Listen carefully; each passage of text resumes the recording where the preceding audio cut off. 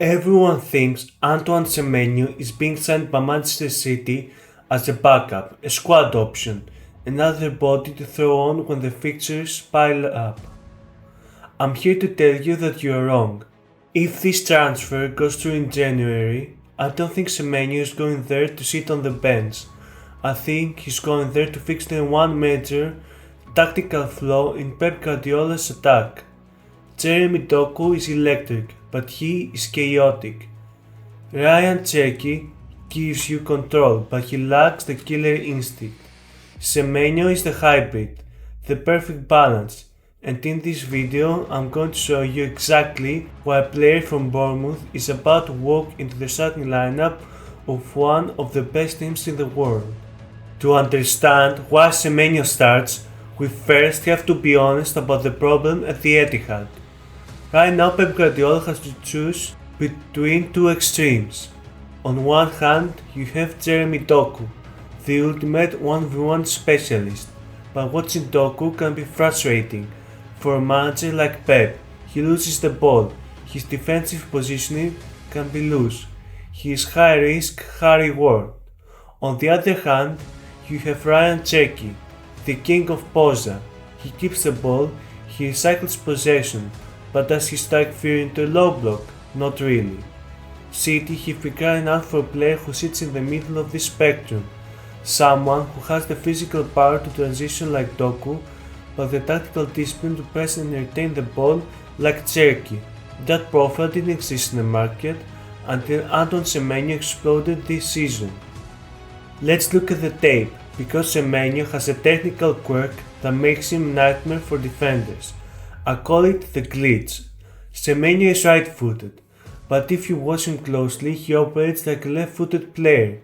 Typically, when a defender faces a right-footed winger on the left, they show him down the line onto his weak foot to stop him from cutting inside and shooting. But with Semenyo, that's a death sentence. His signature move is dragging the ball across his body to his left side. He doesn't just use his weak foot, he smashes it through the ball with it. He generates absurd power on his left side. This creates a massive problem for Premier League fullbacks.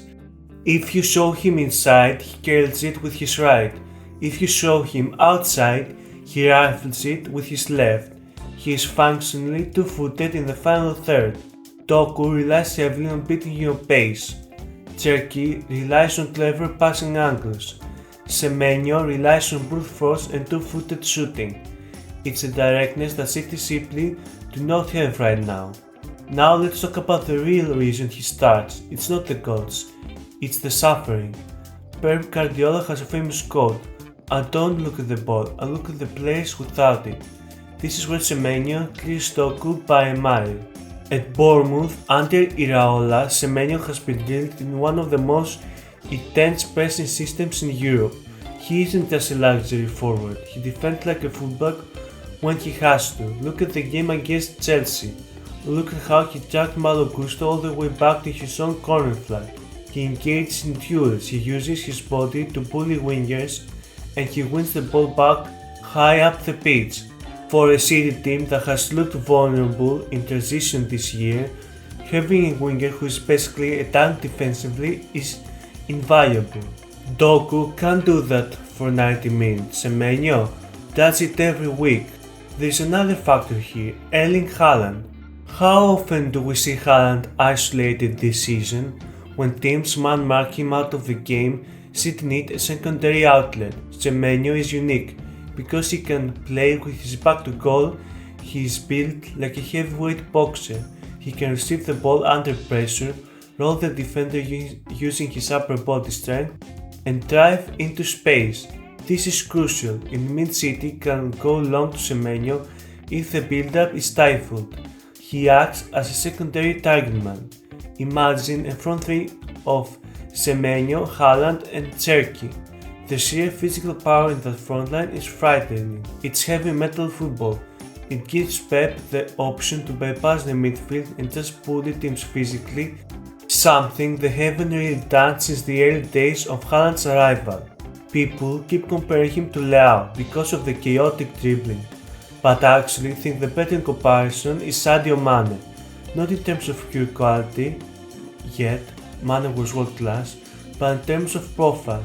Raw, physical, direct, two-footed, and an absolute engine off the ball. When Liverpool were at their peak, Mane was the trigger for everything because he was relentless. Semenyo brings that same energy. He isn't the cleanest technician. Sometimes his stats can be a bit heavy. Sometimes he makes the wrong decisions, but that chaos is exactly what he needs to break down the robotic low blocks that they face every week. I believe that if City pay the money, Pep puts him straight into the 11 on the left wing. He offers the control Pep loves because he retains the ball with his strength. He offers the chaos Doku provides because of his shooting power, and he offers the defensive security Cherki provides because of his work rate. He is the upgrade, he is the solution to the imbalance in City's attack. And if he clicks in the system, the rest of the league is in serious trouble. What do you think? Does he bench Doku or is he just an expensive sub? Let me know in the comments below. If you enjoyed this video, make sure to like and subscribe. I'll see you in the next one.